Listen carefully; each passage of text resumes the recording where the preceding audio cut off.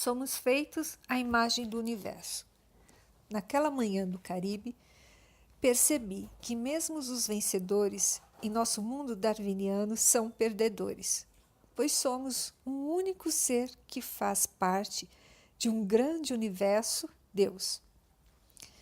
As células adotam determinado tipo de comportamento quando seu cérebro, a membrana, reage aos sinais do ambiente. Na verdade, cada proteína funcional em nosso corpo é uma imagem complementar de um sinal do ambiente.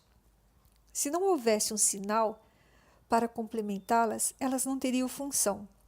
Isso significa, segundo concluí naquele grande momento de ahá, que cada proteína em nosso organismo é um complemento físico eletromagnético de algo no ambiente.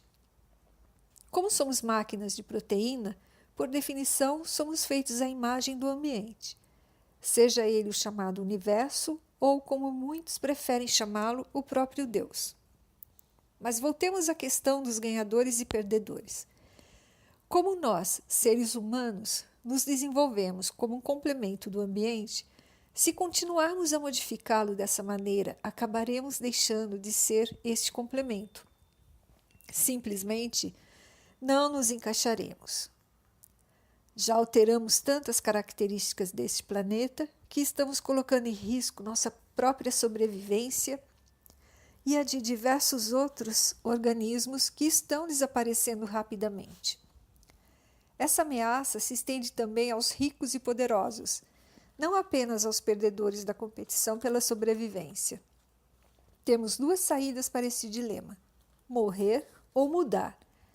Precisamos todos nos conscientizar de que a ânsia de vender Big Macs pode dizimar nossas florestas, que o número cada vez maior de veículos na rua polui o ar e que as indústrias petroquímicas destroem o solo e poluem os rios.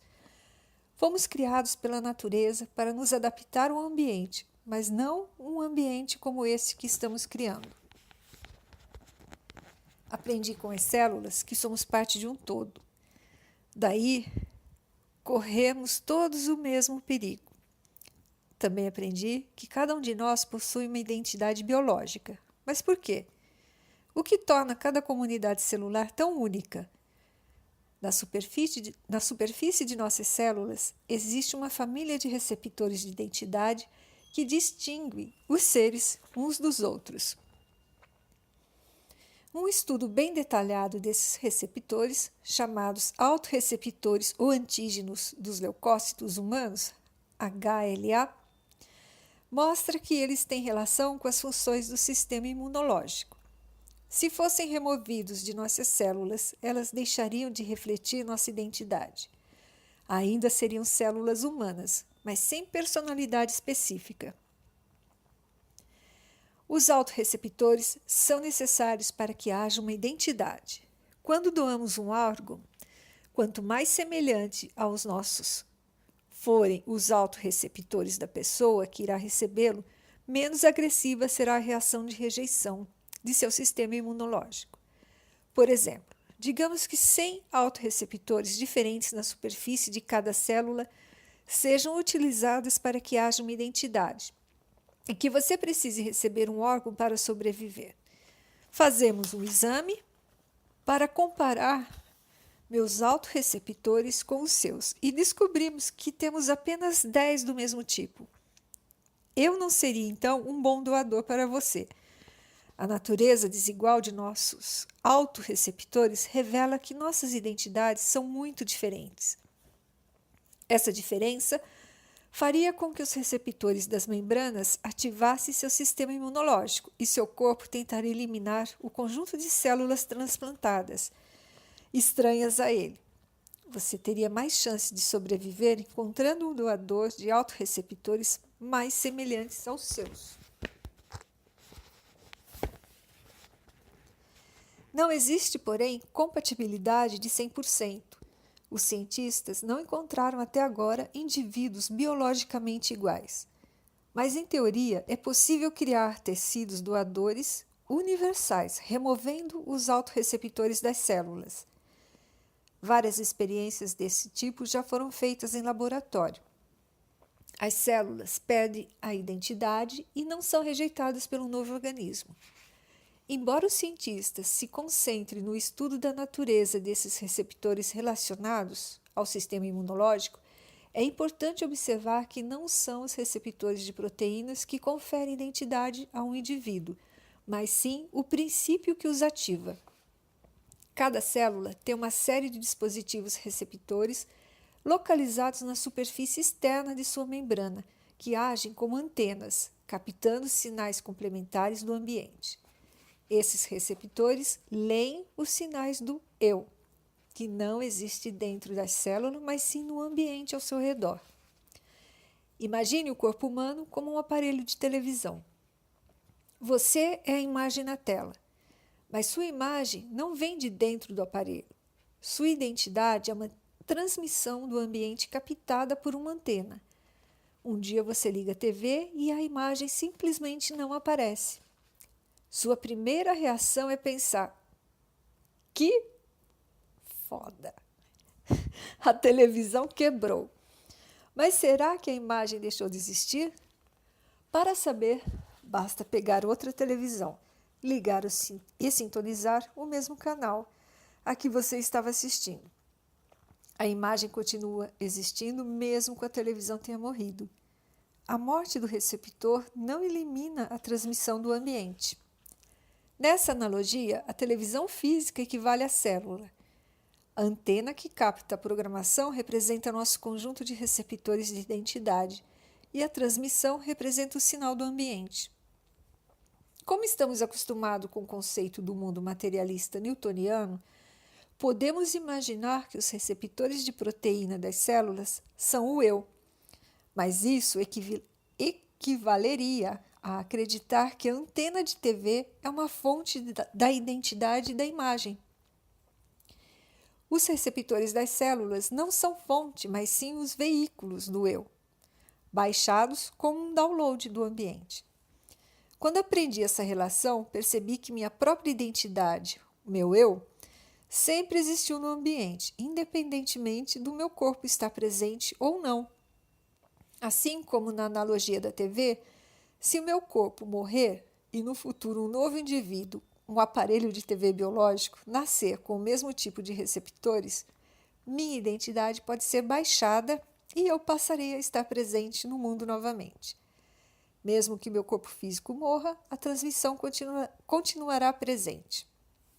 Minha identidade é como uma complexa assinatura, contém uma imensa quantidade de informações que abrange coletivamente o ambiente. O que comprova minhas conclusões de que a transmissão de um paciente continua presente mesmo após a sua morte são os casos de muitas pessoas que dizem sentir modificações psicológicas e comportamentais após receberem um transplante de órgãos. Um exemplo é o de Claire Sylvia, na Nova Inglaterra, que sempre teve personalidade bastante conservadora, porém começou a gostar de cerveja, nuggets de frango, motocicletas após sofrer um transplante de coração. Procurou então a família do doador e descobriu que ele era um rapaz de 18 anos que gostava de motocicletas e adorava nuggets e cerveja. Em seu livro A Voz do Coração, ela descreve as transformações de sua personalidade e também as experiências de outros pacientes com quem teve contato em um grupo de apoio após transplante. A precisão das lembranças que acompanham esses transplantes vai muito além das coincidências. Uma jovem começou a ter pesadelos com assassinatos após sofrer um transplante de coração.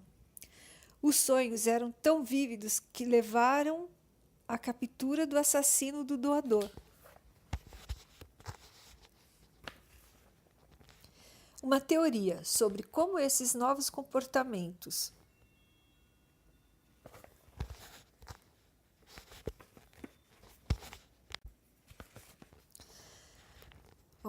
Uma teoria sobre como esses novos comportamentos são implantados no paciente junto com o órgão é que existe uma memória celular, ou seja, de que algumas de nossas lembranças ficam impregnadas de nossas células. Apesar de todo o meu respeito pela inteligência das células, devo fazer um parêntese. Sim, as células podem se lembrar que são parte de um músculo ou de um fígado, mas há um limite para sua inteligência. Não acredito que sejam dotadas de mecanismos capazes de distinguir ou de se lembrar de algo tão específico quanto o gosto por nuggets, por exemplo.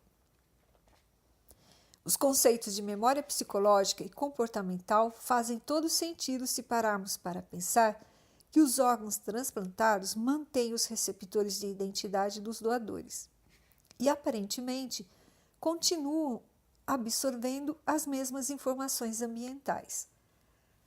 Apesar de o corpo da pessoa que os doou esteja morto, sua transmissão continua. Naquela noite que descobri como funciona o mecanismo da membrana celular, também percebi que todos somos, na verdade, seres imortais. Os transplantes de células e de órgãos oferecem um modelo não apenas da imortalidade, como também da reencarnação. Considere a possibilidade de que no futuro um embrião venha apresentar as mesmas características e receptores de identidade que eu possuo hoje. Será então um embrião de mim mesmo? Minha identidade estará de volta, porém em um corpo diferente. Discriminações raciais e de sexos passam a ser algo ridículo e até mesmo imoral quando percebemos que nossos receptores podem ser reproduzidos no futuro tanto em um corpo branco como um corpo negro, asiático, masculino ou feminino. Como o ambiente representa tudo o que existe, Deus, e nossas antenas receptoras captam apenas parte do sinal universal, cada um de nós representa uma pequena parte dele, uma pequena parte de Deus. Moradores da Terra. Embora a analogia da TV seja útil para explicar a teoria, não é completa porque a televisão é apenas um aparelho receptor. Mas durante a vida, nossas atitudes alteram o ambiente. O simples fato de existirmos no planeta já modifica algumas coisas. Portanto, uma maneira mais completa de compreendermos nossos relacionamentos com o espírito é comparar os humanos aos robôs, Spirit e Opportunity, enviados a Marte ou mesmo a outras naves da NASA que enviamos à Lua e a Marte. Os humanos ainda têm condições físicas, virando a página, de ir a Marte, mas todos gostaríamos de saber como seria pousar naquele planeta. Enquanto isso, enviamos equipamentos equivalentes a exploradores humanos. Embora não se pareça em nada conosco, eles têm funções similares às nossas. São equipados com câmeras que registram imagens do planeta como se fossem olhos. Possuem também detectores de vibração que funcionam como ouvidos, sensores químicos que identificam gostos e assim por diante. Esses aparelhos podem sentir o ambiente de Marte quase como nós o faríamos. Vamos analisar os detalhes do funcionamento desses robôs. Suas antenas receptores são ajustadas para receber a transmissão de informações de um humano da NASA. É ele que envia os dados que fazem com que o robô se movimente. No entanto, ele não apenas recebe informações, o controlador da NASA também recebe as informações sobre o que acontece com o robô e interpreta as experiências dele, usando-as no aperfeiçoamento da navegação sobre o terreno de Marte. Você e eu somos residentes da Terra e recebemos informações de uma grande central de controle técnico espiritual. A experiência que adquirimos durante a vida são enviadas a essa central, nosso espírito. Portanto, a maneira como você vive influencia diretamente as características de seu eu. Essa interação corresponde ao conceito de karma. Quando compreendemos isso, passamos a prestar mais atenção à maneira que vivemos nesse planeta, pois as consequências de nossos atos se prolongam além da existência do nosso corpo. Tudo o que fazemos tem consequências que podem nos afetar hoje ou mesmo a uma versão futura do nosso ser. O conhecimento sobre as células somente confirma o que os grandes sábios espirituais vêm nos ensinando há séculos. Cada um de nós é um espírito encarnado na matéria. Uma analogia interessante para essa verdade espiritual é o que ocorre quando a luz atravessa um prisma. Quando o feixe de luz branca atravessa um prisma, sua estrutura cristalina a refrata e distribui, fazendo com que ela se transforme em um espectro semelhante a um arco-íris. As cores que compõem a luz branca são vistas em separado devido à sua frequência individual. Se o processo for revertido, ou seja, se projetarmos um espectro com as cores do arco-íris por meio de um cristal, as frequências de cada uma delas vão se recombinar e formar um facho de luz branca. Agora, imagine que a identidade de cada ser humano é a frequência individual de uma das cores do espectro.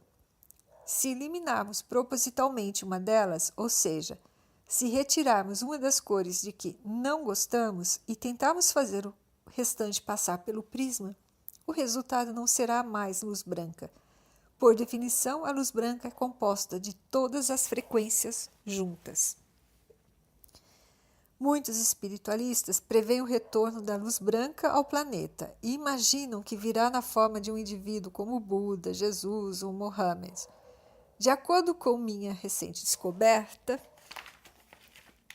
da espiritualidade, imagino que a luz branca somente retornará ao planeta quando os seres humanos reconhecerem uns aos outros como frequências individuais de suas cores.